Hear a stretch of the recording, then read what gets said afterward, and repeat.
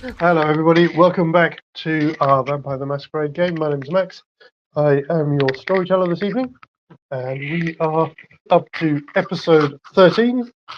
For this one, I've gone with the master wordsmith himself, a quote from Macbeth, the bat hath flown. And so I'm joined by most of our coterie here this evening. Unfortunately, Chris has had to abstain for this week. And we will start by saying that life is short, but a lifetime is an eternity from the eyes of the living. Our existence can be condensed down to a brief flash of events in an ocean of banality. Imagine then the ocean that the damned find themselves in, as vast as the cosmos and just as dark. As we left it last time, our friends had managed to successfully, I was going to say beat off, I'm not going to say that, had managed to successfully defeat the pack of Sabat responsible for their creation, or for most of their creation, and had returned to their new home, the Lowe's Paradise Theatre on the Grand Concourse of the Bronx, to discover a rather artistically displayed corpse and a very missing Toreador Sabat by the name of Laureate. At the same moment, they also found a note on the body, which seems to suggest that somebody in the team may have had a hand in these events. One thing I did forget to mention last week, and again, just because it slipped out of my mind, was the inclusion of David the Scourge, who was there with you at the thing. I just forgot about him, but he's not with you here now. At the moment, it's just the three of you, your mentor Carter and his ghoul Cord, and as per Chris's instructions, after what we did last week, he's stormed off in a huff somewhere else into the theatre. It's about an hour and a half till sunup, and you're all very tired after a very busy night. Who wants to say something first? You've got the letter in front of you. You've read it out. Everybody's heard what it says. Would you like me to remind you of that? Yeah, read it out loud again. God, This love note to me.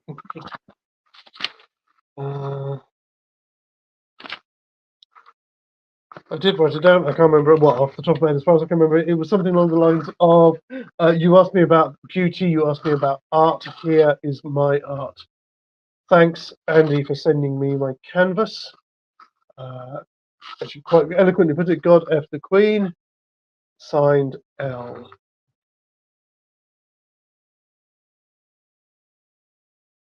And we'd left it. I think the last thing that you'd said was, "Who the hell is Andy?" With everybody's eyes on you. I'd imagine that's a very Andrew Tate thing to say. The hell is Andy? I don't call myself Andy. It's Andrew. He's probably hanging out with Samuel. Who's Samuel? Exactly. So the first person then, obviously, if nobody's going to say anything, Cord just kind of, not Cord, Carter looks at you, Andrew, and just, you care to explain? Things I don't know. I was the one who was talking to him. I barely remember anything I even said to him. He didn't listen to me when I was talking. He just wanted to talk to me because I had a British accent.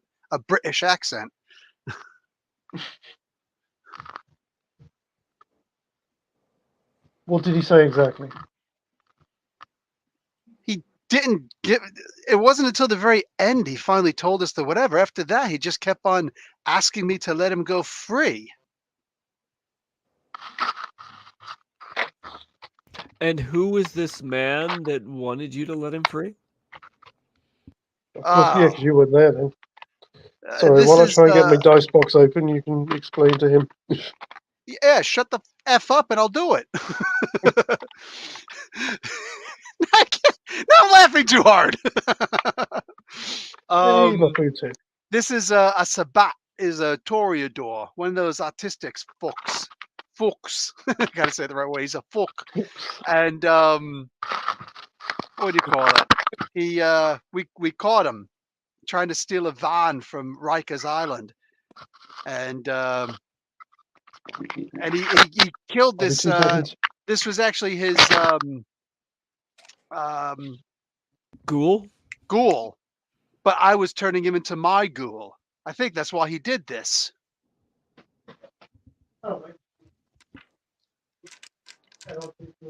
So what you're saying is you wanted to make him your ghoul friend. I didn't. I wanted to make him my ghoul for what?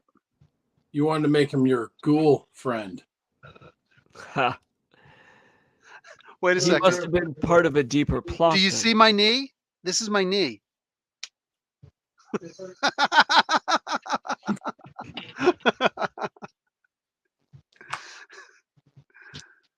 Ah, man. You wanted to make him your boo. Happy Halloween to you. Yay, Anyway, food. so I was telling them Mhm. that this was his ghoul, and I was trying to make him my ghoul, and I think that's why he slaughtered him like this. That would So, seem reasonable.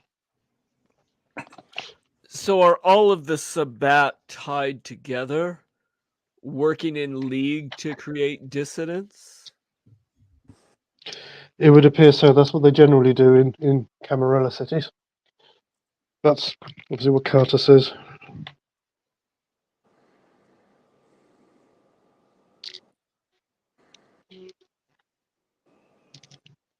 Sorry, I'm still awfully new to all of this.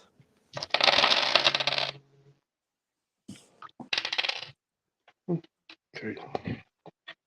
Basically, the Sabat are the a-holes. Yeah, that's certainly one way to put it. Yeah. From my Um, time strapped up within their bus and the torture that father inflicted upon me, I kind of got that impression. So you were put in the bus also. Oh, you were as well.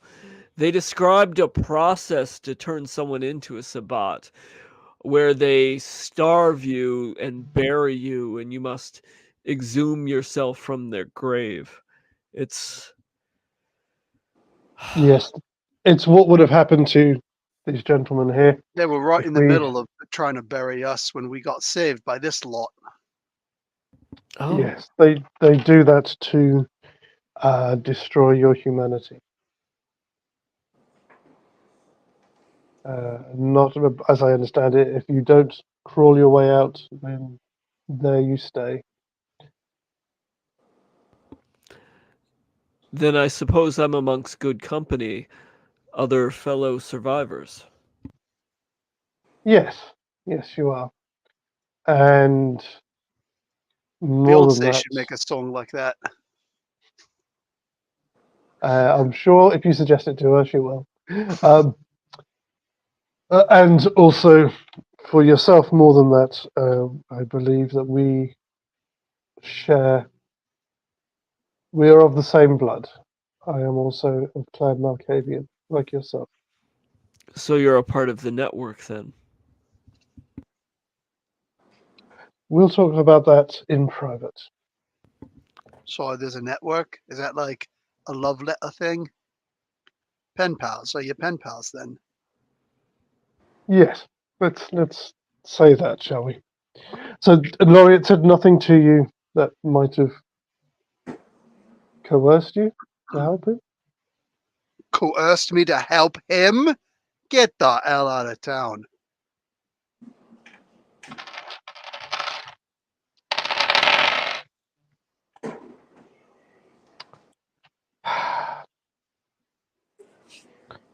This is unfortunate, but if he's gone, he's gone, and we need to dispose of. Sorry, I've forgotten the guitarist's name, but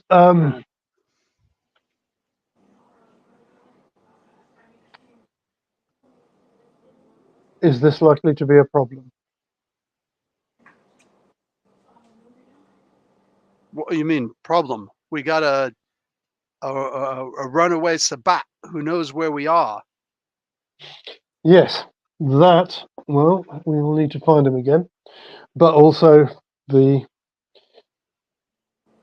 the friends of the guitarist. Are they going to be a problem? Well, they're gonna need a new guitarist.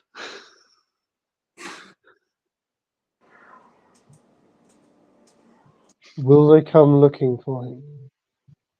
Oh. Probably. You know, I met them the same time that you did. In fact, this was what the hell's Chris's name in the game? Karis. This is Karis's gig. Where the hell is he? Preparing for his gangrel party? You can hear the sounds. I think what you said last time. You can hear the sounds of somebody tearing something apart somewhere else in the building. What the hell is that? Yeah, he said he was going to storm off because it's been a very stressful night for him. I'm sure he said at the end of last week that he was going to go and find a rage room somewhere and rearrange it. Well, we'll leave him to his thing, eh? He's frenzying. So the Sabat now know where you lair. Well, they know that they know about that you have an interest in this. I suppose I don't know how long he was here for, but yes, we will need to track him down. There's not much more we can do for tonight. Mr. Cross, as you appear to be new to the city, I'd like the opportunity to have a word with you in private. I have a facility nearby where you can spend the day. You can get cleaned up, get a change of clothes, and we will have a bit of a conversation. That would very Tomorrow much night. be appreciated. I'm not only new to the city, but new to the blood as well. Right, we'll discuss a bit more about that tomorrow night. As for the rest of you, get what sleep you can. Cord will assist with disposing of the remains. Does this- that call even sleep? Yeah, I close my eyes alternately, and that's the sleep that I get. And then, while I'm reasonably comfortable now that this candlelight vigil for the victims of 9/11 can go off peacefully on Sunday night, I will still have a word with the police department to increase their presence. And as this is going to be happening in what is prospectively your territory, you may wish to attend yourselves. Hopefully have some news for you shortly about when I can present you to my colleagues within the Primogen, most likely at the next Elysium, which obviously with everything being a bit up in the air in the moment, I'm still hoping will go ahead next week. So you have a few days to yourselves. I will be around. I will pop in tomorrow. If there is anything else that you have to attend with, now would be the time to do it. I would recommend keeping out of Manhattan as much as possible. They're still a bit touchy about people who are not fully accepted into the Camarilla.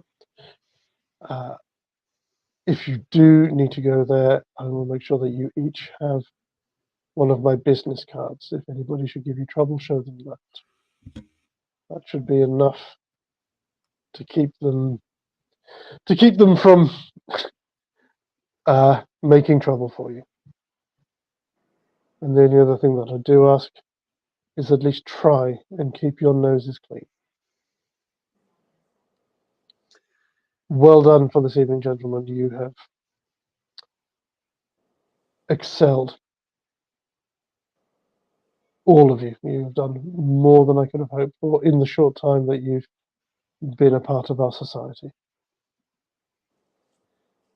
Keep it up. And at that, he takes his leave with Thatch, and you guys can bed down for the day.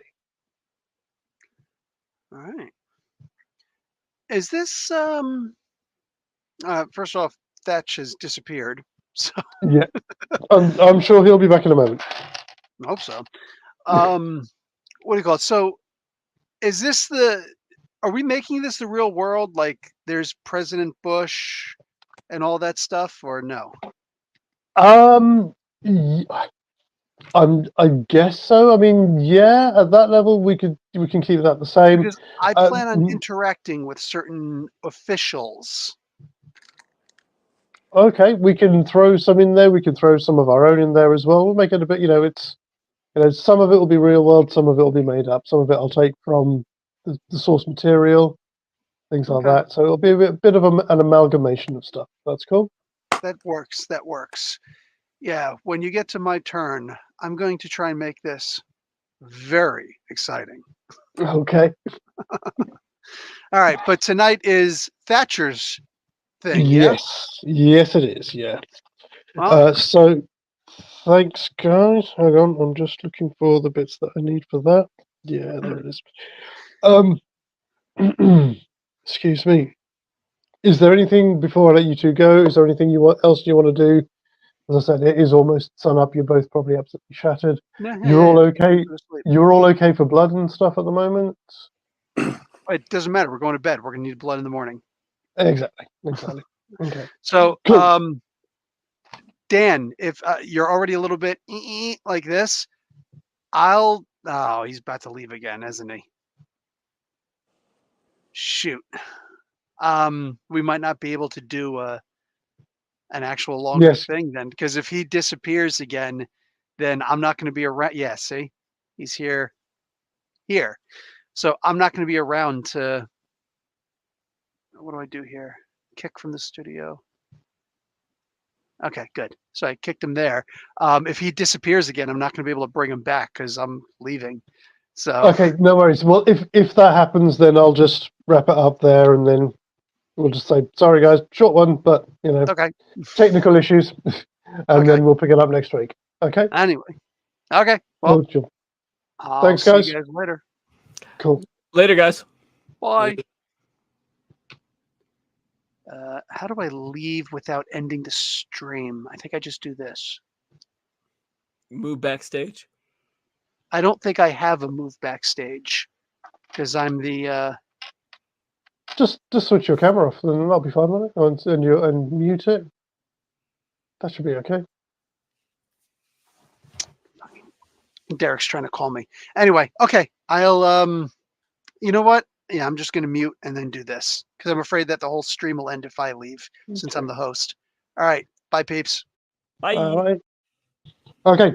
So you and Carter and his ghoul cord leave the theatre, take his limousine, and go driving through the Bronx. Again, it's obviously all new to you. It's not an area that you know particularly well. Absolutely. You're driving for about 15-20 minutes, and then you eventually pull up outside this small warehouse it's got a walled sort of compound. There's security guard on the door, on the gate, lets you in. Limousine gets driven into the warehouse. Once it's inside and the doors are closed, you're on like a vehicle elevator, and you get lowered into a subterranean car park. It's not huge, but just off it at one end, there's a door which leads you through into his war room. The war room itself is a massive room. It's got to be upwards of like 30 foot long. by about half as wide. As you walk in, on the left-hand side, there's a partitioned off area, which is made up like a kitchen. Again, you would know from looking, in the kitchen area is a fridge that looks very much like a medical fridge. The rest of this bit as you walk in is just like an entrance area. At the far end of the room, there's like a lounge area, and in between is a sealed off like mini boardroom with glass walls. There's a couple of doors on the right hand wall, and there's a door at the far end as well. First thing Carter does is direct you to that door at the far end. If you go through there, you'll find there's a shower room through there. There should be some changes of clothes as well, and you can freshen up. And on the doors on the left-hand walls lead through to some rooms where you can spend the day. So if he offers that, then I will say, yes, I need to get out of what's left of these clothes. If you have something respectable to change into, it would be greatly appreciated. I could There is use some some rest and some health and some blood. I've lost a lot of, well, everything at this point. My willpower is just hanging in here at. okay. Go to while you're talking like that, cord goes over to the fridge, opens it up, and you can see it's full of blood bags.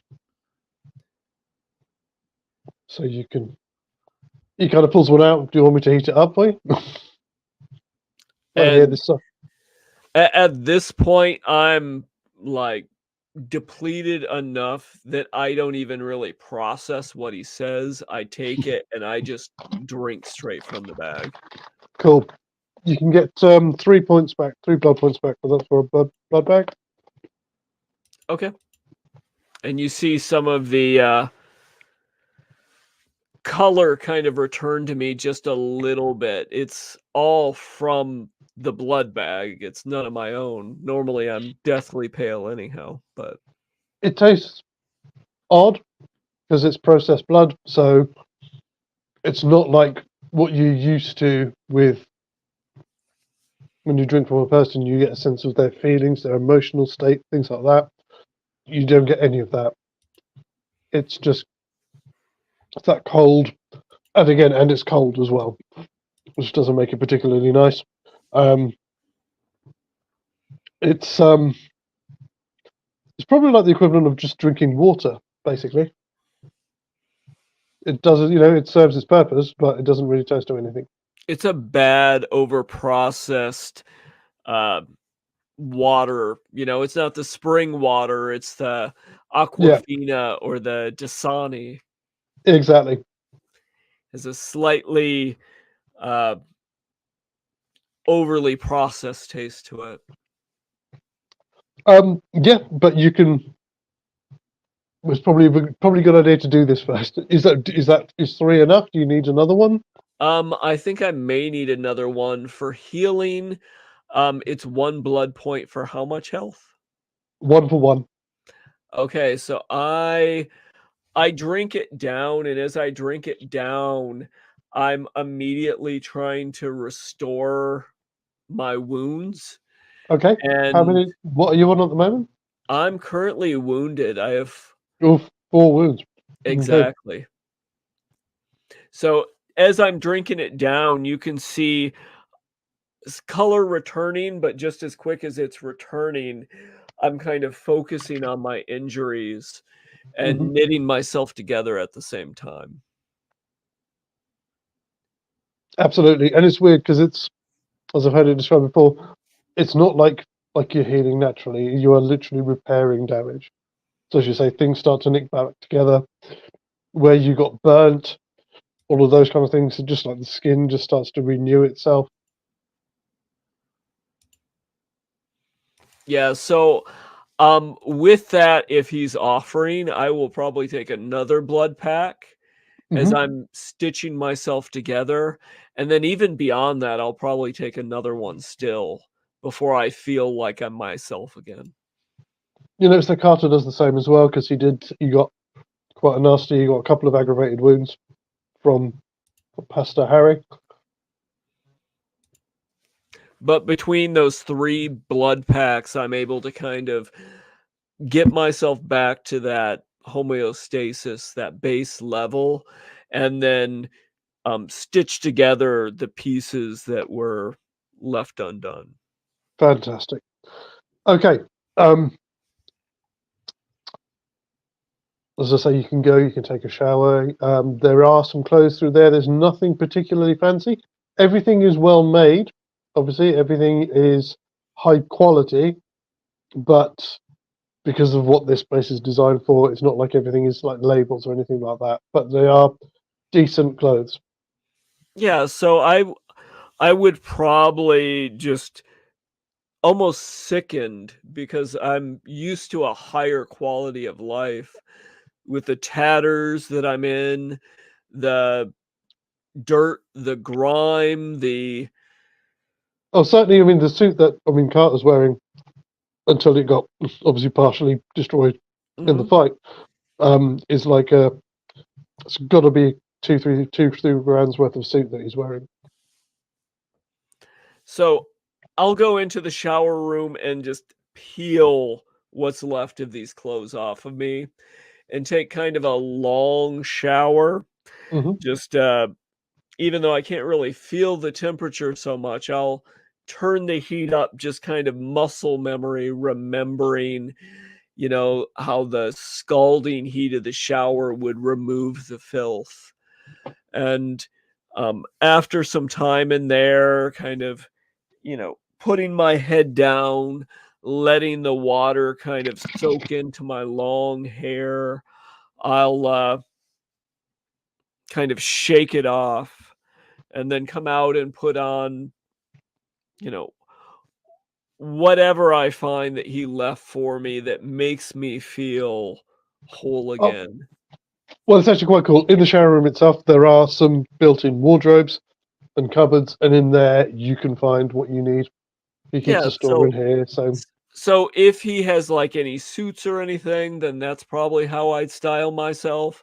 Otherwise, if it's more simplistic, I'd take, you know, plain black slacks and a black tee, something like that. Just something simple, there's a bit of nondescript. everything. Yeah. So as I said, there's some, as you say, so yeah, black slacks is probably the like the go-to in here.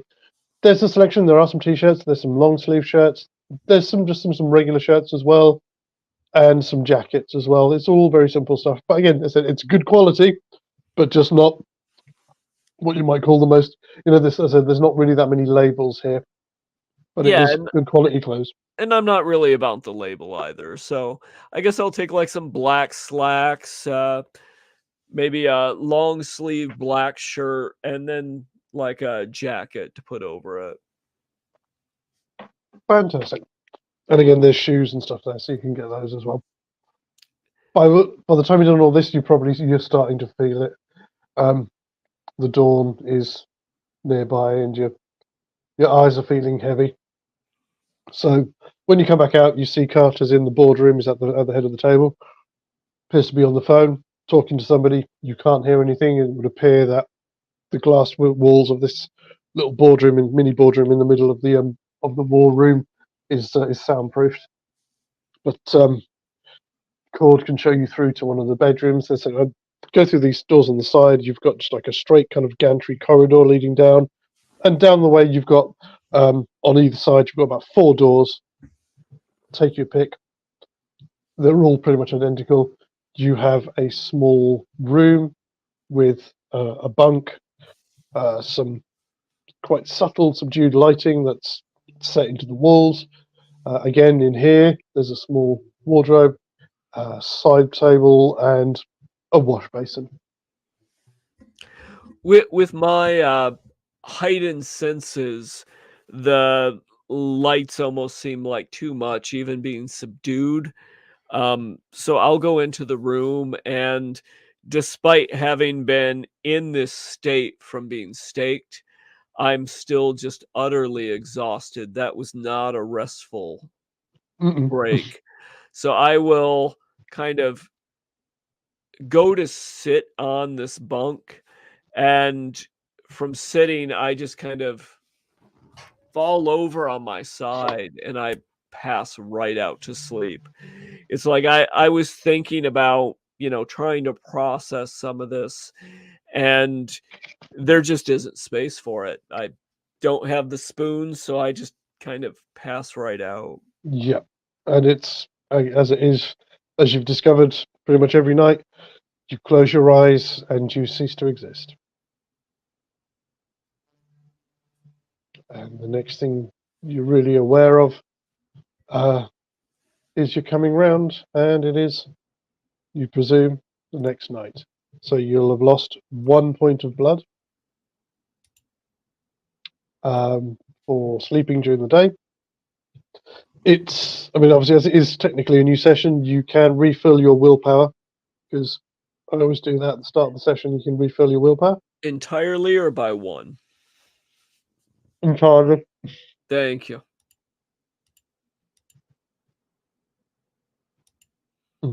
Hold on. So refilling my willpower, having this rest, I feel like someone I haven't been in probably close to a week or so at this point. My body had been run ragged, as had my mind. With this chance to catch a break after being pursued by the police, assaulted by the Sabbat, and then this warehouse dilemma, I'm finally feeling more like myself. Absolutely. When you come out, make your way back into the war room. It's almost like nothing's changed really. You find Carter's there already. Again, he's back in the meeting in the boardroom.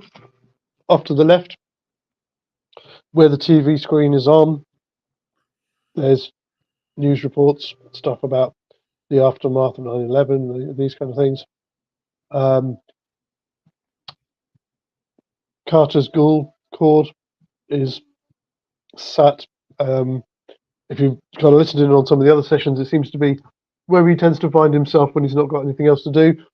He's sat there watching the TV, eating cereal. So Thatch isn't really familiar with ghouls, so he would probably feel out this situation a little bit. Okay. So I'm not familiar with, like, are ghouls closer to zombies, or are ghouls closer to humans? So I would probably poke the bear a little bit to find out and be like, so Cord, you work for Carter? How does this work? Yeah, we go way back. And you retain pretty much all of your capabilities from your former life? Former life? How do you mean? From before your service of Carter? Oh yeah, absolutely. So nothing lost, only something gained? Well, I mean, you can be the judge of that. I mean, how do I look for a guy of 85? How does he look? He looks like a guy in his mid-30s. I'd say you look rather well. Thank you. He's I did have a picture of it. I'll send it to you. It's okay. Because it wasn't the best picture that came out. But yeah, he looks like oh, did I say his name? No, yeah, he's like mid to late 30s. He's got no. Let's have a look. Give us so perception plus. Do we want alertness, awareness? I don't know.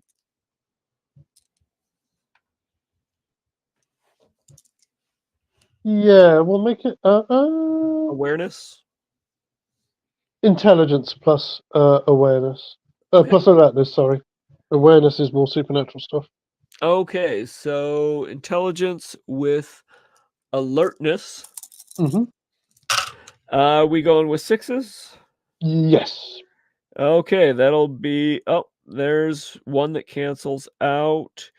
That still leaves me with 3 successes. Yeah, that's easy enough. You can tell from his bearing, the way he carries himself. You think at some point he's definitely been in the military. He's probably been a soldier. Some of his non-verbal mannerisms, yeah, do suggest that this guy's certainly, if I don't get it from what you said, should bear out. He was probably served in the war, in the Second World War. You seem like a man of service, a man of strength, a man of integrity of sorts. I can see what Carter would see in you. Are you blowing smoke at my ass? You just carry yourself very well. Thank you. Old habits die hard, and you know Oh, I know a we thing have a or certain two about yep, dying hard. we have a certain image to keep up. You know. Oh, I think he wants you. He's looking over your shoulder. Carter's gesturing for you to come and join him in the boardroom. Of course, shouldn't keep the lord of the house waiting. Well, it's between you and me. If things go our way, he'll be the lord of the city. I kind of take on a surprised look, like I was completely unaware, and kind of pivot on my foot and head towards the boardroom. Cool. You make your way in. He says, "Come in, have a seat." He's sat at the end of obviously at the head of the table.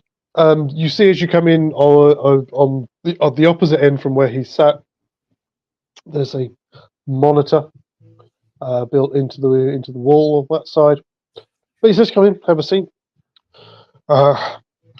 It's crazy. I thought I'd put this place in mothballs after the Battle of New York, but I seem to be using it more than I ever thought.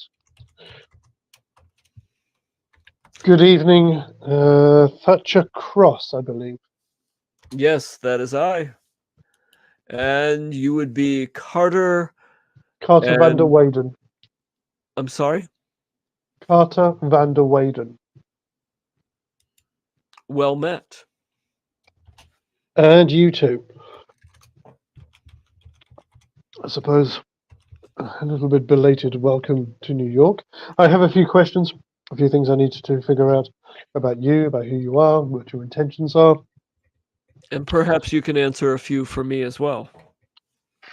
More than happy to. And then from there we can proceed to work out where we go from here. So first of all, Mr. Cross, who are you? Well, my name is Thatcher, or Thatch Cross. I hail from Rhode Island, Providence, to be a little bit more precise. My family comes from, I guess, a religious background. And from there, originally from Europe, but we've settled here. Up until about a month ago, I was just a kind of a normal guy. I was going to school, getting ready to practice medicine, and then I was assaulted, drank from, and succumbed to this new life. Since then, I've distanced myself from my family. I've tried to discover, I guess you'd call it, who sired me. That was going to be my next question. It seems like it was someone by the name of Thornbrook, perhaps, which I'm still trying to figure out, but I think they might be here in New York. And Thornbrook. It doesn't ring any bells, but along the way, I ran foul of the Sabbat, and they shackled me into their vessel and tortured me, staked me, and you, I saw you in a dream in my mind. I saw you in the hospital, and Pastor Harry, he said something about making me look like you. He was going to do something to my face. yes, I believe Pastor Harry is or was or a member of a different clan, a clan called the Zamitsi. One of the main clans that run the Sabbat, and their particular gift is a discipline by the name of vicissitude, which allows them to craft flesh and bone.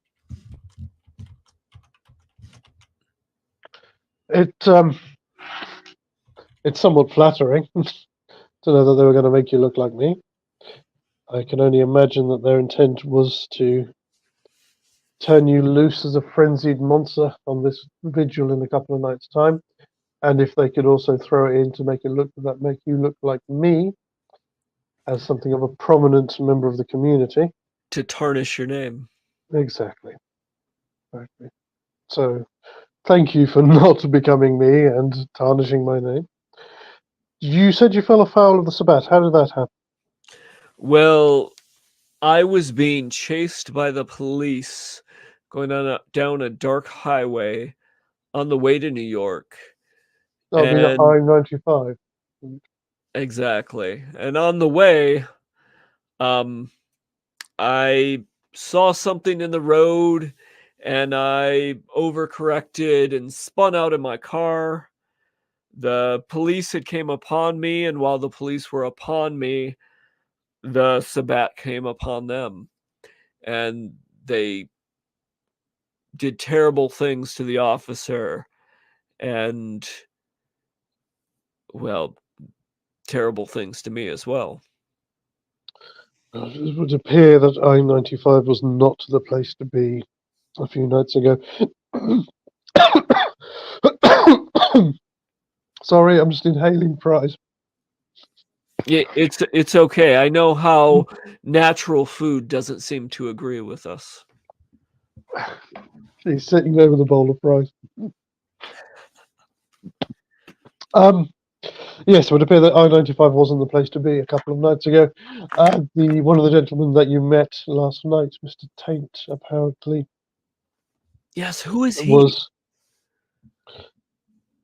He is him and the other two gentlemen that you met last night, Mr. Ruis Caris and Mr. Goldberg, Sam, were victims of the Sabbat a few nights ago. They were captured with every intent to be put through the Sabbat creation rites. Thankfully, through my associates, I got wind of it and was able to stop it. I have taken them under my wing, and I'm attempting to get them full membership within the Camarilla. He takes out from his jacket pocket a small book, opens it, it's got a little lock on it, starts flicking through it. You said Providence, didn't you? Yes. Born and raised. Had you informed Stephen Thunderhorse of your Who? intention to leave his domain? I'm not familiar with him. And you said you were embraced a month ago? Time is a little hard for me to track right now after being displaced staked for I'm not sure how long, but I think it was about a month ago. Today is Saturday, the 15th of September. September So 11th. you was and you were staked on 9/11, so 4 days. Oh. No,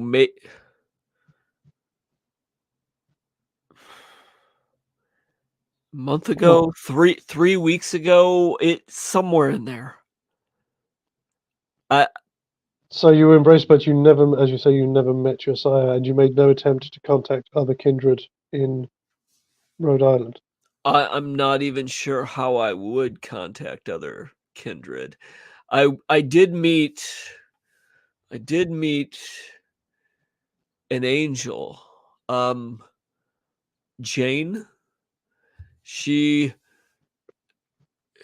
danced in the rain and in the back alleys, and she was something of an enigma herself. But I think she said she was headed off for Chicago. She told me just a little bit, but yes, my knowledge of all these things is quite sparse. Very well. I don't know anyone by the name of Jane. Blonde, Chicago. about this tall? There are many of them. I might be able to put some feelers out to my contacts in Chicago. But do you think she was? From what you said there, it sounds like you think she was one of us, a Malkavian. She was thoroughly insane, but delightfully so. Very well. So, to fill you in a little bit on some of the knowledge that you don't have, and you do notice that a lot of this, when you're talking, he is making notes.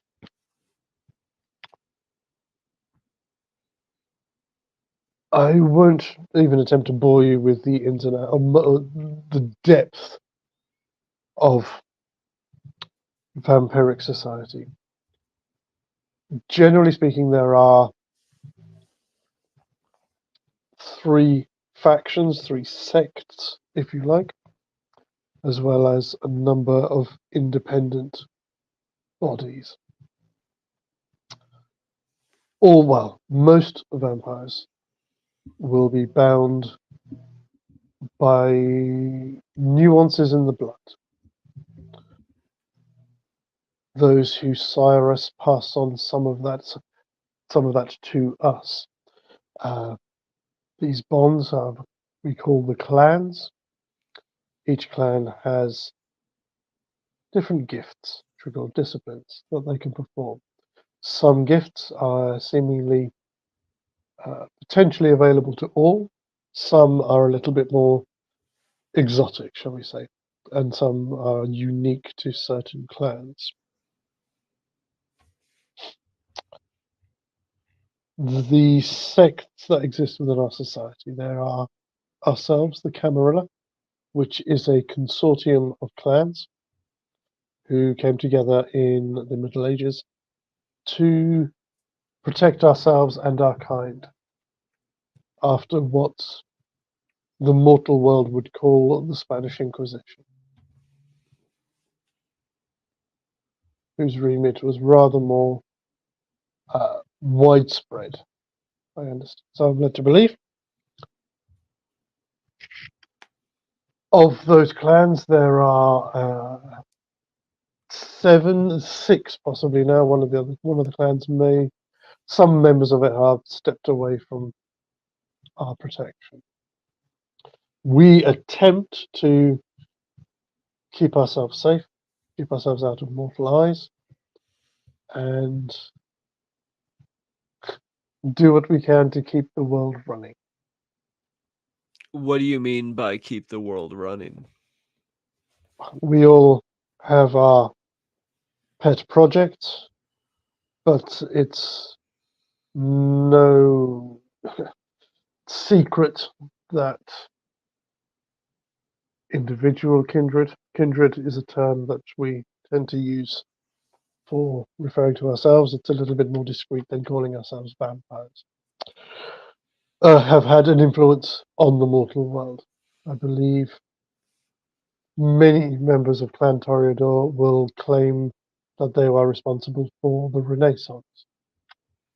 So pulling the strings of society from behind the curtain.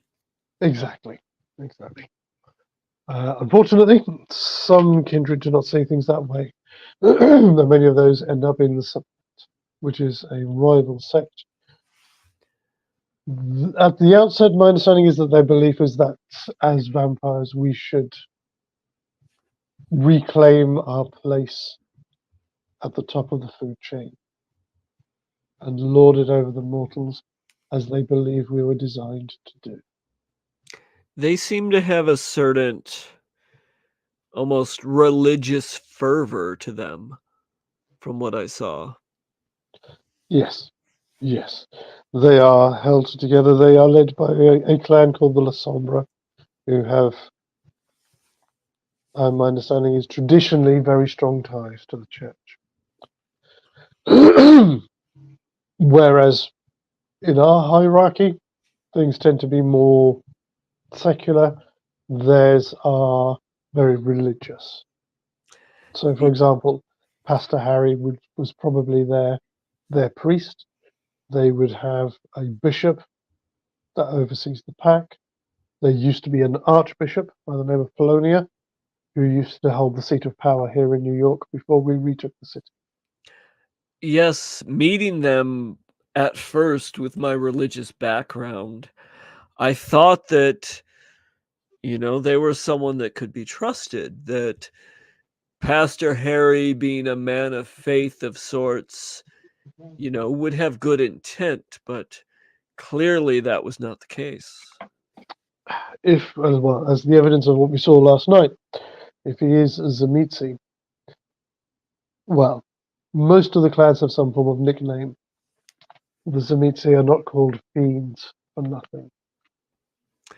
Yes, clearly there's a lot of manipulation, brute force, tenacity there. Absolutely. We also have a somewhat smaller sect, a third sect called the Anarchs. These are predominantly Bruja, which is another clan. They are technically still members of the Camarilla, but they are not. They are vampires who prefer to go their own way without the protection that we can afford them and without the militant indoctrination that you find amongst the Sabbats. Kind of independent agents. Exactly. They do have their own loose hierarchy. There's not many here in New York. Well, not in most of New York. They seem to laid claim to Staten Island. They do see us as their enemy, but they do also obey our rules to a degree. We have a number of traditions that are there for the good of all, predominantly to keep ourselves safe. There are 6 traditions. The most important of one is what we call the Masquerade. I think Jane may have mentioned that. Something about not letting the humans know that vampires exist. Precisely. Yes. Anything that you do, and if there is any breach of the Masquerade, it should be behoven to you to solve it, to mitigate it, and if you can't, be ready to get out of town very quickly, because the punishment for breaking the Masquerade is destruction. In fact, you will find with a lot of our traditions, if you fail them, you could have a very short unlife. And where is this punishment deemed from? Like, where does that come? Who Well, enforces that? one of the second tradition is that of domain. Wherever you live, you have is your place. But within the Camarilla, each city is normally appointed a prince. They are in charge. The city is their domain. You exist in the city on their sufferance. Is that who that long horse fellow was in Rhode Island? Thunderhorse, yes, I don't know the man himself myself. I have him in my handy little book. But yes, I believe, from what it says here, I believe he may well be of Clan Ventru, which isn't surprising. Ventru tend to enjoy being at the top, shall we say. But yes, I believe he's actually put himself down here as senator. That's not ostentatious at all. But yes. So did I commit some sort of grave error by not finding this person after I was changed? I mean, how would I know that? Well, yes, the fifth tradition, hospitality. If you come into somebody's city, then you are expected to present yourself to whoever rules in that city until they give you permission to stay. You are, as well as our friends the other night, who you met last night, and also technically yourself, if you haven't been properly introduced, you are what we call a fledgling. You have no rights. You have no voice. You have no protection from the Camarilla. Any vampire that should choose to use or abuse you can do so with impunity, and you have no right to defense beyond what you can muster yourself. That certainly feels like the last month. Yeah, it certainly sounds like it. I'll very quickly go over the other traditions. The second tradition, domain. Wherever you have, if you have domain, then anyone else, any of us coming into your domain, who obviously is not of a higher station than you, is expected to give you deference. You have feeding rights within your domain, and you can take care of intruders in any way you see fit. Obviously, the only people that would supersede that your authority is the prince, and also the primogen, which would be the ruling council, who serve alongside of, underneath the prince. The third tradition is progeny. You do not have permission to create other vampires unless you have sought permission from the prince of the city that you are in. Each city will have its own rules about creating new vampires. Again, as I'm sure you can understand, it would be unwise of us to populate the world with vampires. We would run out of food very quickly. So then if my sire created me, but didn't introduce me to the prince or teach me the rules of this land, then chances are my sire probably didn't even have permission to create me. Is that my understanding? Difficult to say in individual cases, but from what you've told me, that sounds too likely. If you were never presented, if they never even showed themselves to you and spoke to you about what had happened to you, then absolutely. This may be a problem, but it's not so much of a problem because you are here and not in Providence. Okay. Again, as I'm sure you can, I'm sure you can expect, the punishment for creating progeny without permission is the destruction of sire and childer. Oh, I don't want that. No, but as I said, you are here now. The fourth tradition is the accounting.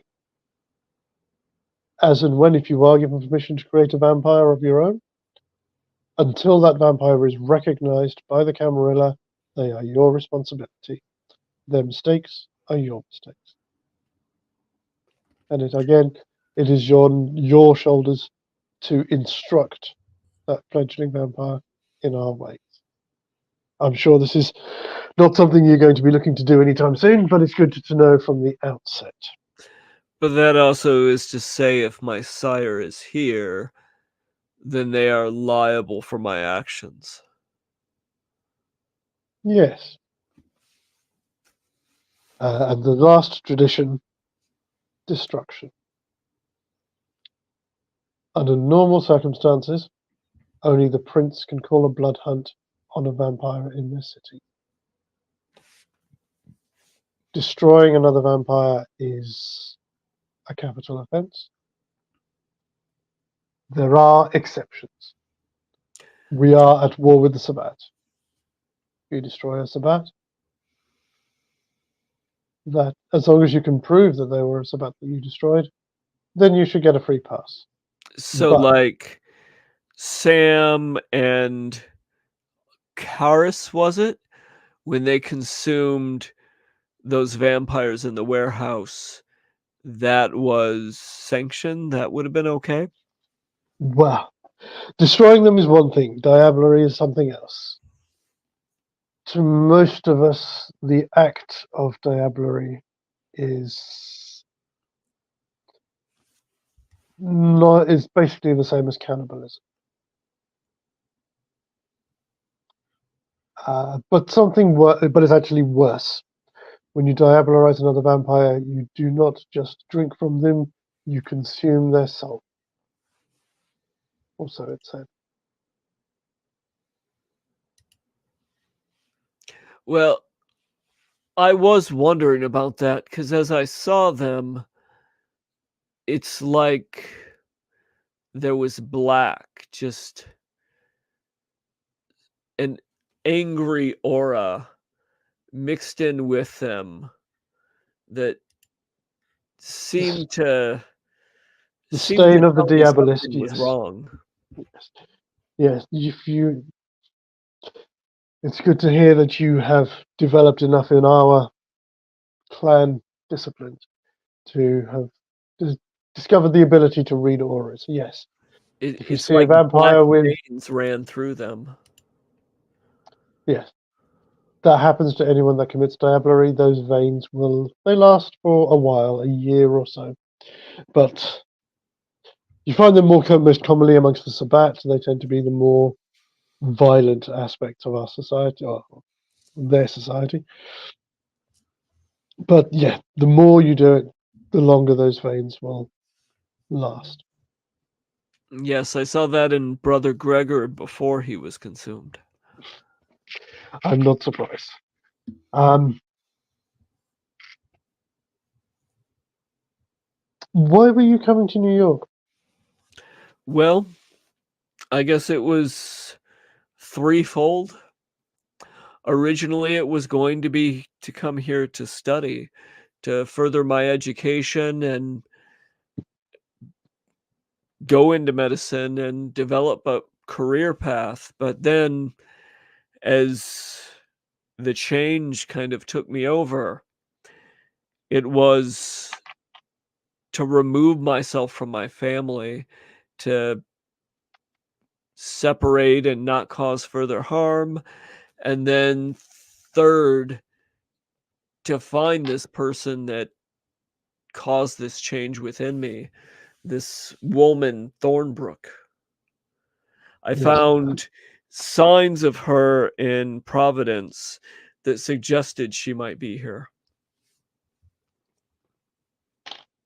As I say, it's not a name that I know, but in a city of this size, there could be anywhere up to 200 vampires in the city.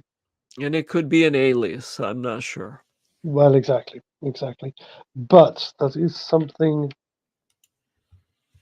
to look for. You said you found evidence that she was coming to New York. What evidence exactly? Let me think. My mind is hazy, but I think I saw a flyer, a magazine.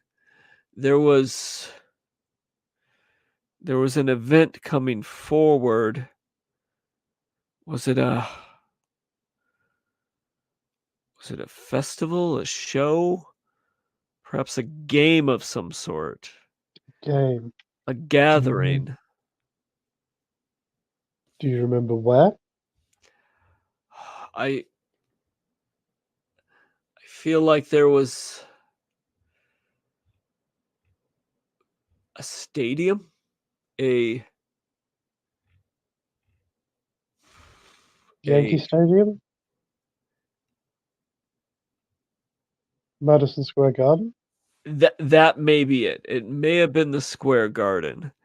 I'm not familiar with it, but the the last 4 days have my mind kind of reeling.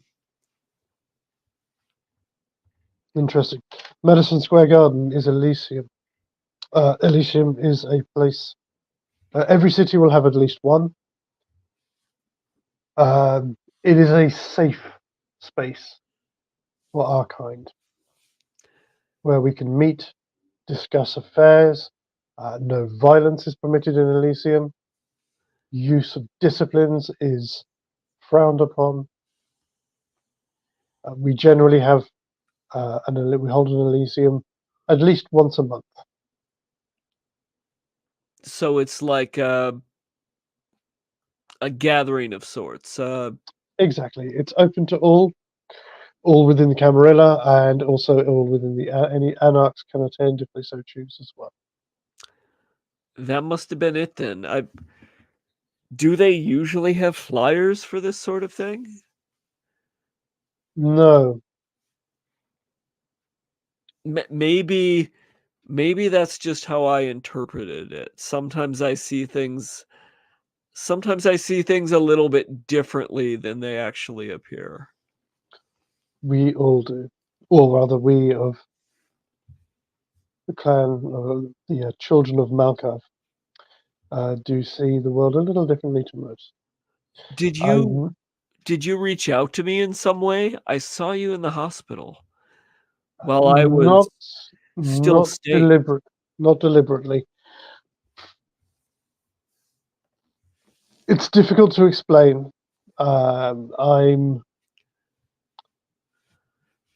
a little bit older than you, but not older than most. From what I have understood and learned in the few decades that I have been kindred, we of Malkavians are all connected by, as you refer to it, a network. It's not an exact science. It's not psychic or telepathy. It's more a connected inspiration. Something that one of us sees. If another one sees something that may be connected to it, you may get an impression about it. It may be something completely random. Our birthright, It's, perhaps. yes, yes. That's a nice way of thinking of it. I think that's what was happening there. Something was alerting me to your presence. So you saw me as well. I did see you with a Quaker. I seem to remember. Yes. So my family, my parents, they were Quakers. Is Yes. that of some significance? You'll have to tell me. It was your delusion. Oh. I'm honestly not sure how that might fit into things. What were you coming to New York to study? Medicine, pre-med. I Noble was profession. Sorry, continue.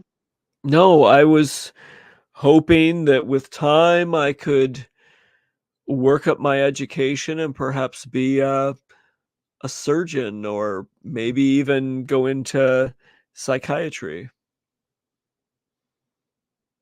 just to You do learn better how we work or how I used to work. you do understand that with the way things are now, the possibility of going to medical school is no longer on the cards for you. I'm starting to get that impression when it comes right down to it. Nothing's quite how it seemed before. I'm Ever since I was sired, you say, Mhm. my mind is not itself. I feel like I'm going crazy on a daily basis. I'm seeing things that aren't there. I'm hearing things that aren't there. I hide it the best I can, but I feel like I'm constantly just having a breakdown. like I'm going mad. Be under no illusion. Being a vampire is a curse. And each of the clans carry that curse in some way, shape, or form. For some, it's easy to spot. By the sounds of it, yet you've not encountered a Nosferatu. No, but I've heard the legends. I've seen Bram Stoker's Dracula and other movies that portray these fiendish-looking creatures. You know, the myths. The myths that the mortals see are what we want them to see. The truth, in some respects, is quite different.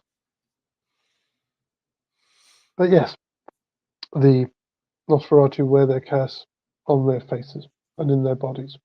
We carry ours in here.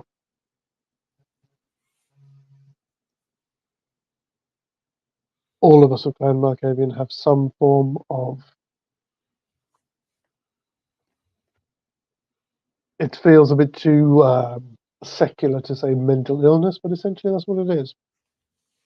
We see the world differently to others.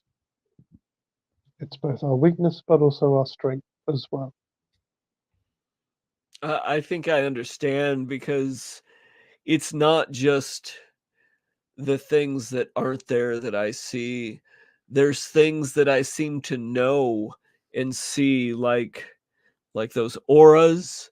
Like I get impressions off of things that I touch. There's feelings, just almost like a sixth sense that I pick up on that before I never would have realized. The easiest way to come to terms with what we can do and with our own clan curse is to not be afraid of it. To embrace it, then. Exactly. There is a saying, when the madness threatens to sweep your legs from under you, then dive. Or worse to this effect, I can't remember. It's something somebody told once. Anyway,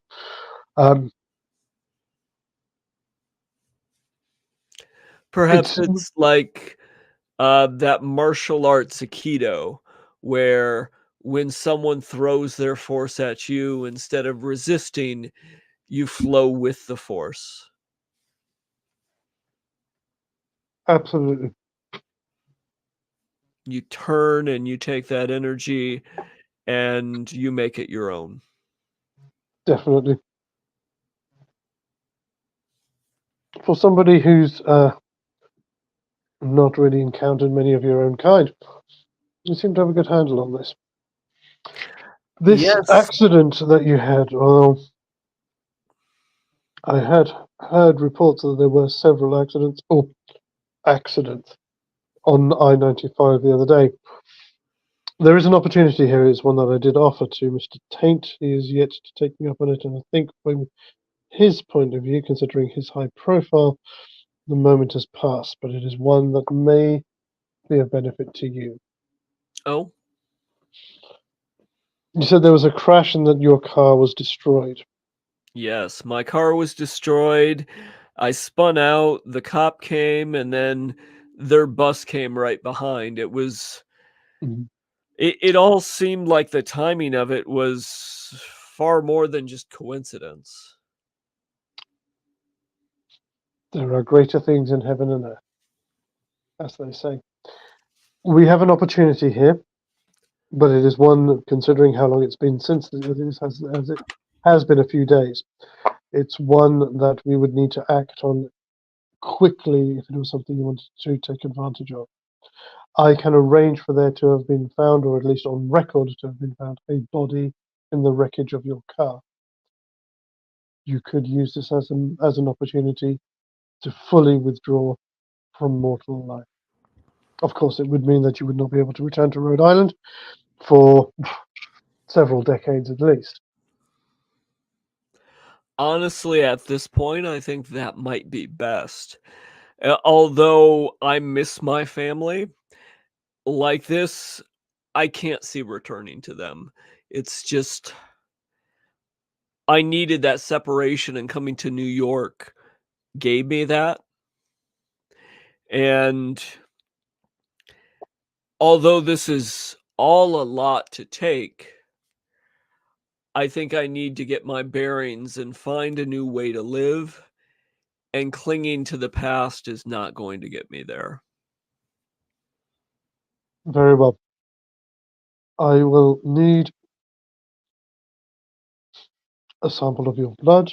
I will need just maybe some DNA from you just to ensure things, but I can arrange that reasonably quickly. Well, you have what's left of my clothes. They definitely look like I didn't survive the accident. Um, Perfect. I'm not sure how much of this blood that I carry is still my own, Mm, considering I've taken in probably more than most people would have in their body to begin with. But that is true. you can The have what clothes you should be need. fine. The clothes should be fine, and any residual DNA that was already in your vehicle, I think, should be able to would fool anybody. And again, as I said, the people that I would have working on this are very good at what they do.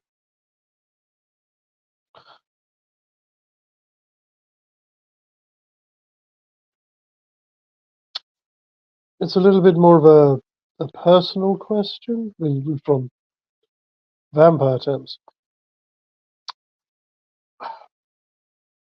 Blood, when we are created, passes down. So you will be weaker in the blood than the one who created you. I'm assuming Okay. you have no idea. We call this generation. You have no idea of your generation. I mean, I was born in the 70s, so um I don't know what bearing that has on things, but Nothing. That doesn't bear any. That has nothing. It really depends on how powerful or what generation your sire was. I don't really know anything about her other than if it's who I think. I mean, she was cute, but I didn't expect her to overpower me, and um I was a little drunk, and yeah, I don't know. In which case, then, if I may have um, a sample of your blood, I'll provide you with a vessel.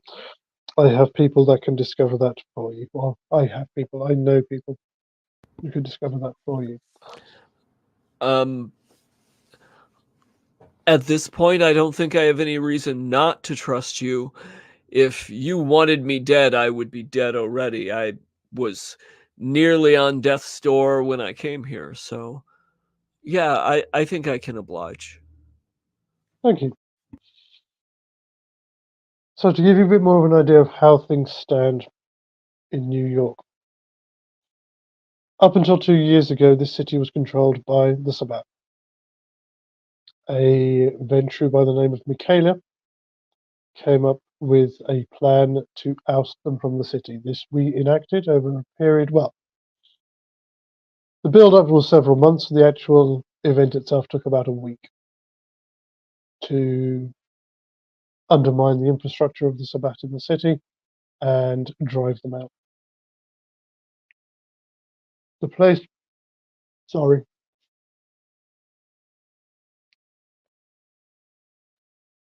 that building where you were being held and the surrounding compound was the site of the final battle. It used to belong to the old Archbishop of New York. Since then, we've been trying to consolidate our control of the city. Unfortunately, that took a sour turn a few months ago when the prince who had been put in position, Calabros, chose to abdicate. Oh, sorry, didn't catch that, buddy. You were I'm sorry, the prince chose to do what? To abdicate, he stepped down. Oh, He, well, I've not really spoken to him at length about it, but it has left something of a power vacuum. no Princes one within the was. Camarilla aren't really voted for. It's whoever can wield the most authority and whoever gains the most respect from the others. There are several people in line for the position, myself included. So how will they determine who takes his place then? Well, they were close to deciding before the events of the other night. Now, as I said, it's really about who can bring the city back under order the quickest. For the first few nights after what happened in Manhattan, most of the boroughs were locked down, and those who oversee each of the boroughs were expected to put their house in order. Thankfully, with the assistance of the gentleman that you met last night, I've been able to secure the Bronx reasonably quickly, and also have those forces that I can muster assisting in the other boroughs as well. It's a gamble, but I'm reasonably sure that that display of control should be enough for me to secure the position of prince. I'm assuming if the Sabbat were vying to discredit your name, you must have a reasonable claim on the Hmm. title. But if that's the case, is it possible that someone else in the Camarilla was leveraging them against you? He does. He looks at you. He gives you a very it's not just a pleasing smile. It's like I don't know. I suppose it's kind of like how a proud teacher might look at a student. I had been considering that. As I said, I am some small importance here in the area, but how would this particular pack know who I am? And you said they showed you a photo of me. Yes, I There's mean, if their intent was to knock you down a few pegs, um, why would the Sabbat want to target someone in particular? It sounds like their motive is to go against the Camarilla as a whole. But if you have a rival, if there's other princes vying for power, then that would stand to make a bit more sense if perhaps someone in the Camarilla was in league, or perhaps um, using the Sabbat to their own ends. that would be. It wouldn't. I wouldn't be surprised. Let's put it that way. Unfortunately, I don't think we'll be able to get much from the Mudsey Hunter building where we were last night now. The place is in ruins, and of course it's had several hundred emergency services through there in the past 24 hours, I should imagine. But it's certainly an avenue of inquiry. With regards, with regards to your stay here, how did you find the gentleman you met last night? What did you think of them?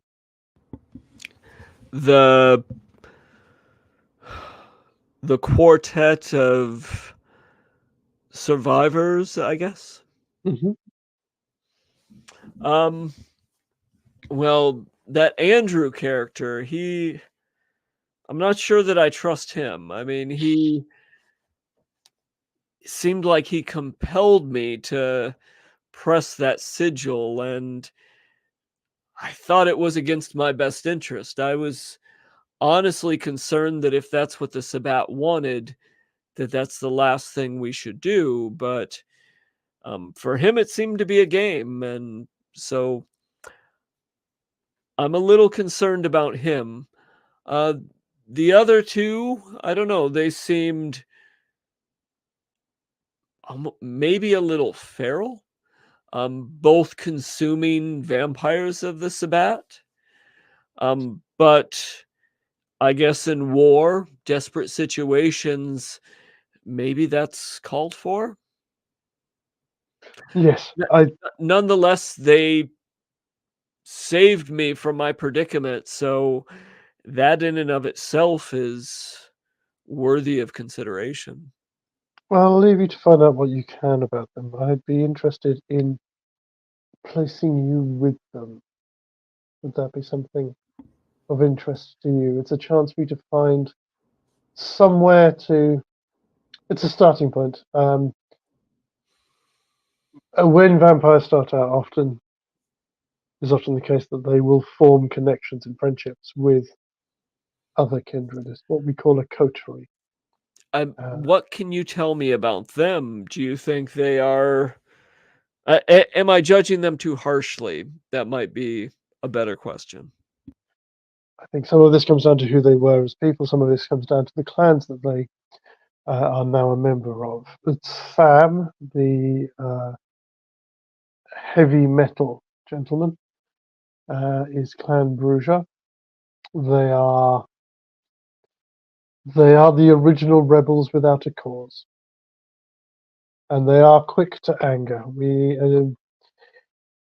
When during your events, no doubt there were moments where you felt fear, where you felt the beast that lives inside us all wanting to get out. Bruja have a tendency to let their beast out a little bit more freely than most other clans. Okay. Karis is a gangrel, or because he was created by the Sabbat, a city gangrel. They tend to be loners, mostly outdoorsy type. If they didn't already exist, they are the types of vampires from which the legends of werewolves would come from. Oh, wait, you're saying werewolves are real? Yeah, Oh, and they do not like us. I guess I should be careful about that. To be honest, it's a miracle you made it here at all. Most lupines live in the wild places. Traveling between cities for us is not an easy thing to do. I guess I just thought if I stayed out of the sunlight, that would be enough, but We'll put it down to beginner's luck, but yes. And while I think about it, don't go to Central Park. what's in Central Park? Uh, Things that howl at the Wolfman? moon. There is a pack of lupines that have taken residence in Central Park. Oh, okay. And what of Andrew? He seems very like you said. Andrew is a little, yes, it's a little different. So, as I said, there are three main sects, but outside of those sects, there are several clans who do not pledge allegiance to any sect. One amongst them are the children. Oh, sorry, the followers of Set. And yes, I do mean as in Egyptian god of death. Ooh. Now, and again, as he was created by a Sabbat Setite, I don't know much about them. It's a bit beyond my knowledge. My understanding is they're referred to as the Serpents of Light. I believe they exist in opposition to the followers of Set. But while ourselves, even myself, I have had dealings with the Setites as an independent clan. The general impression is not to trust them.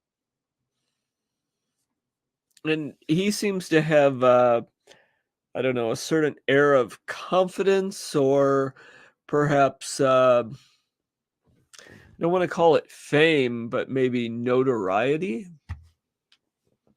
I believe he did have some presence, or still does have some presence in the mortal world. I have done some research on him. He would appear to have been a successful enough martial artist, and he and his brother run a logistics company. I believe he has other business dealings of a less legitimate nature. Okay. He also, I believe, has been giving seminars on aggressive masculinity. I believe he refers to it as. You know, I could see that from our brief interaction. Yes, he is one.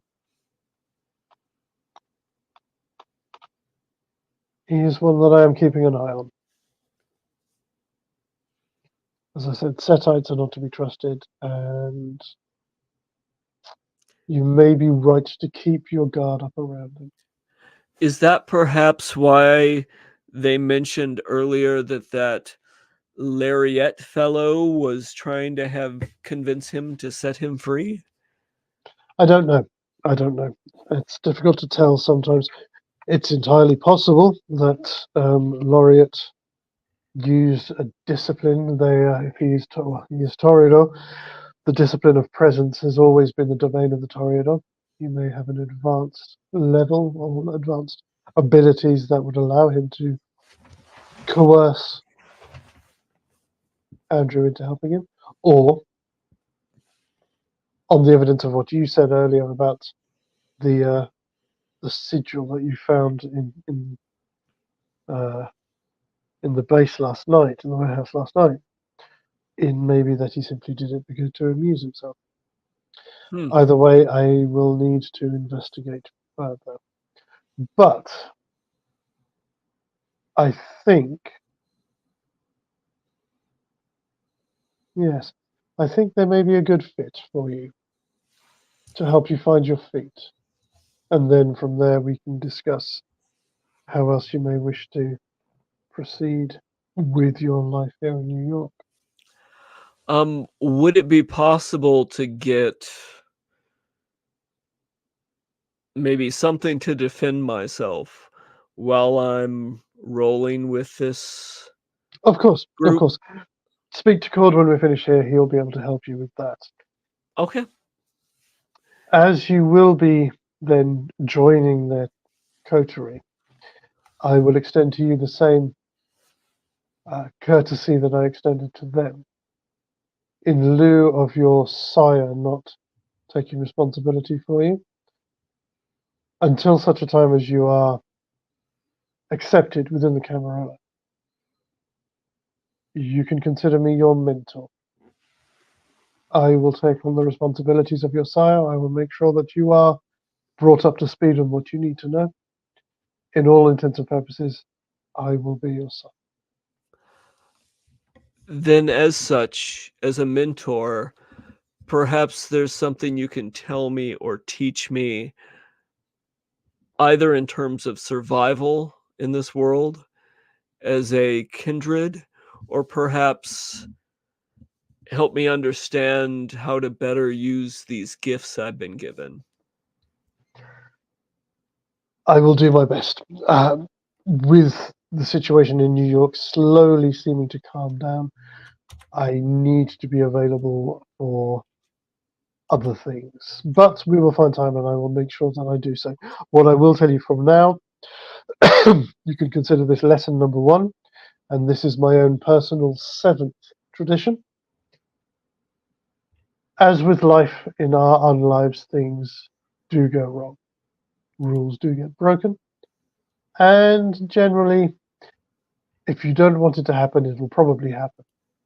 So my 7th tradition, as I've said to the others as well, when things do go wrong, don't get caught.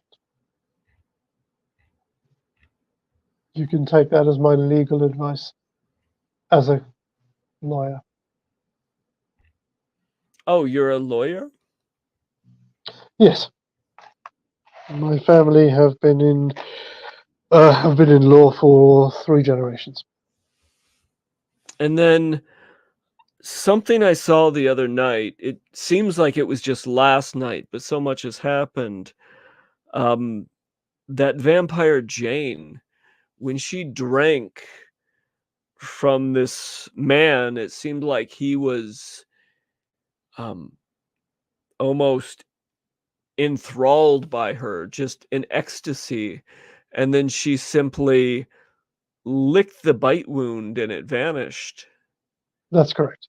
The kiss, as we call it, when you drink from a mortal, is a euphoric experience for them. Obviously, you need to do a little bit of work beforehand to cover your actions, but as long as you lick the wound after you are done, they will not carry any permanent scar. Oh. Well, certainly need to give that a try. Mhm. What I would also advise you and warn you against is drinking the blood of other vampires, unless you're intending to try and diabolise them. There is a certain thing, and again, this also applies to letting anybody drink your blood. There is a state that we call the blood bond. What is If that? if anyone, a mortal or a vampire, drinks your blood, or if you drink theirs on 3 separate occasions, you will be bound to them. Do you remember, let's say as an example, you said you watched old films. I'm sure you must remember like the old Hammer horror films Mm-hmm. with Christopher Lee as Dracula. Yeah, And in my most of those, he would have a like a bride, and they would be able to function on their own, but would always seem subservient to him.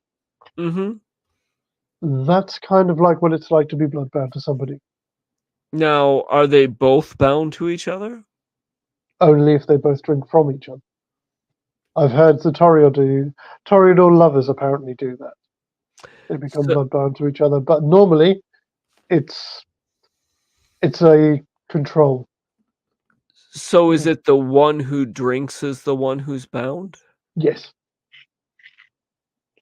Some things, certain disciplines, your powers and your ability to use them on other kindred will depend on the generation of the kindred. For many of those abilities, the stronger your blood, the less likely you are to be affected by something. But the blood bond affects all. You could effectively bloodbound a vampire of a lower generation than you, a stronger generation than you, just as easily as they could bloodbind you. So then, is it a common practice for, say, I'm assuming you're a higher generation, Mhm. if you were to have us serve you, would it be a common practice for a vampire to bond his sires just so they serve him? Some do.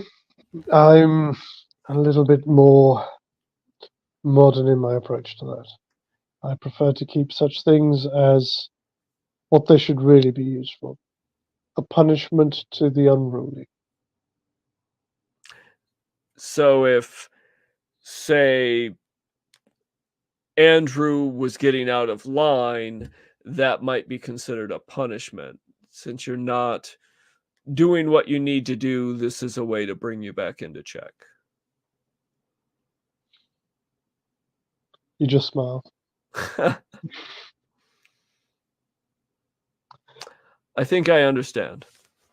Good. Very well. Then what we will do is we have a quick word with Cord. We'll get you equipped with something to keep you protected, and then we'll go back and see the others. The theatre that you went to last night used to be something of a jewel in the crown of the Bronx back in the 20s and 30s. I have not so much given it to them, they have it on lease. Okay.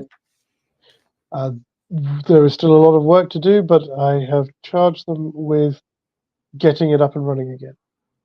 As long as they can do so, I've got some ideas about that as well. I've some contacts that can help you with that. But I'm hoping that it can be a jewel in the crown of the Bronx again. Possibly, if they do their job well enough, possibly even a second Elysium. That could be amazing. Perhaps It's what the city needs. absolutely, it's certainly what the borough needs. The area around there is also theirs to control. Whether the neighborhood sinks or swims is up to them. Well, Obviously, and if you were to take control of New York, that could be a crown in your gym, a gym in your crown, so to speak. exactly. That's exactly my thoughts. Exactly. I've arranged. So the place has been empty for decades. I have had some of the space converted into places where you can sleep. You may wish to find a haven elsewhere. Some vampires do.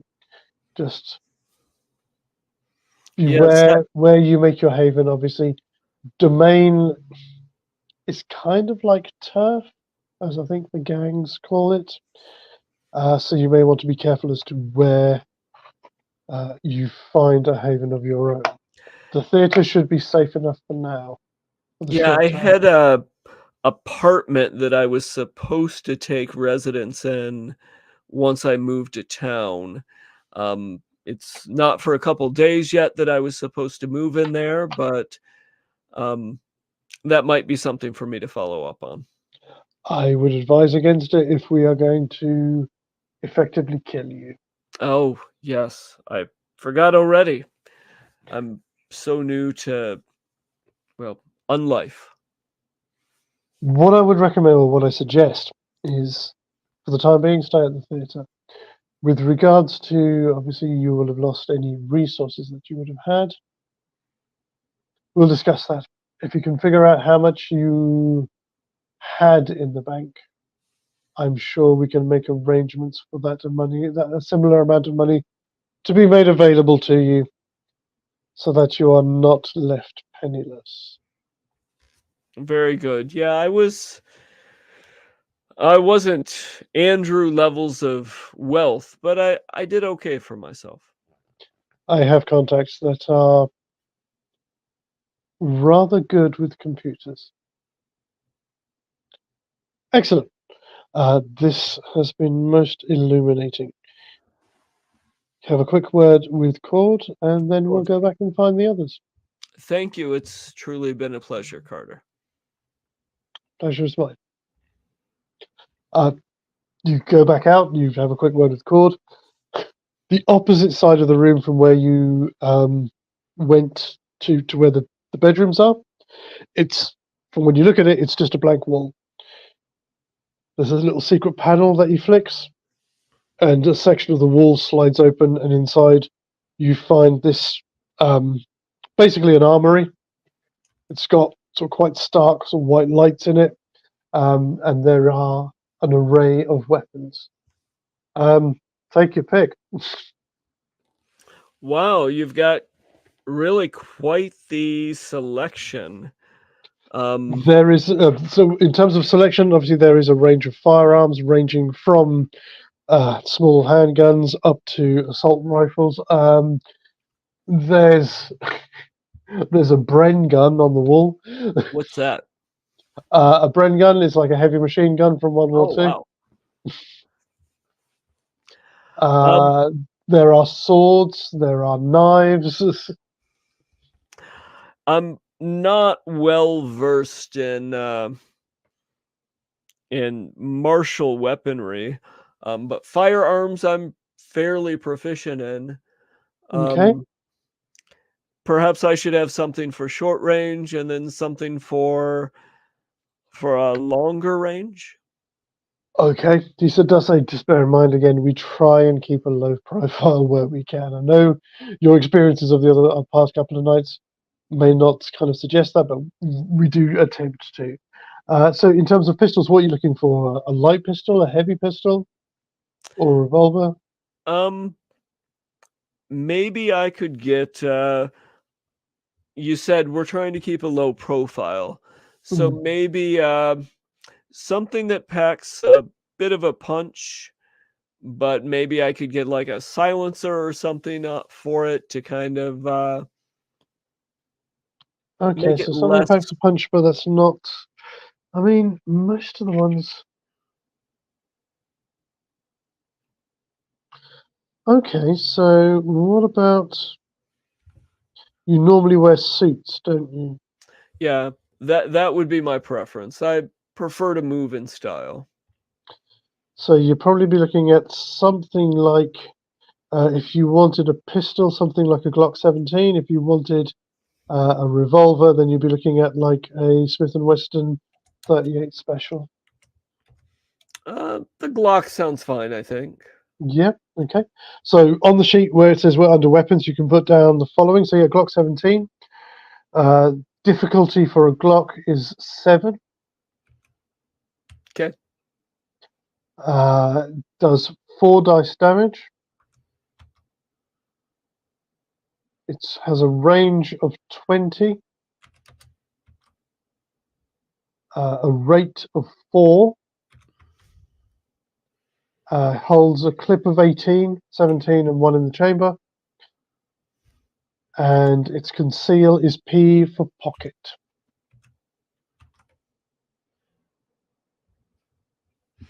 And then perhaps I should have I don't know, a shotgun or something like that, just in case things do get Yeah, so you can have out of hand. he has a couple of different shotguns. He's got an Ithaca M37 12 gauge, or a, if I can say this right, Finacci Law 12, a 12 gauge semi-auto shotgun. Sounds like that would have some good stopping power. Okay, so that's going to be difficulty 7 as well. Can you spell that for me? Because I'm not going to be able to spell it. Yeah, so it's FIANCHI.